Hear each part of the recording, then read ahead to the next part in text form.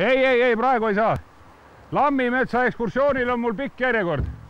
Täna on sakslased, homme tulevad ameeriklased. Kuule, peremees, kuule. Ma olen eluaeg tahtnud lammimetsa minna, aga ma ei tea, kus seda otsida. Soomaal ja Alampedjal on. Lammimetsad on alati suurte jõgede ja järvede läheduses. Please call next week. Kuule, peremees, miks need välismaalased nende lammimetsade vastu nii suurt huvi tunnevad? Euroopas on neid vähe, aga Eestis on suure valgalaga ja süvendamata jõgesid veel säilinud. Kas ma sain õieti aru, et jõgi uputab metsa ära või? See võib väga üksildane paik olla, jah? Siin sa küll eksid. Haruldasi olendeid on seal palju. Ei, ma ei mõtle inimesi.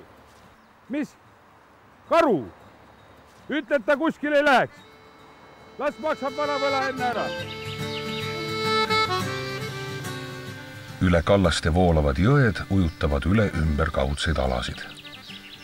Põliseid lammimetsi näeme Soomaa ja Alampedja jõgede ning Porkuni jõe kallastel. Kunagistest suurtest metsadest on säilinud üksikud laigud.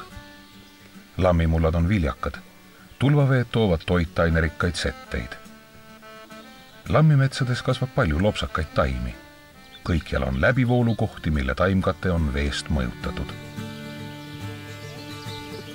Teinekord on just lammimetsad sellised, mis muidu on isegi meetreid sellest veetasemest kõrgemal, nad on suhteliselt hea aeratsiooniga ja viljakad mullad, aga just sellistel lühikestel perioodidel, kas siis sügisel või kevadel, satuvad nad tulvavete mõju alla, saavad siis nii-öelda väetatud ja pärast seda siis saavad seal kõrgematel ja kuivematel osadel kasvada siis meil muidu suhteliselt haruldased laialehelised puuliigid, mis selliseid puistuid moodustavad harva.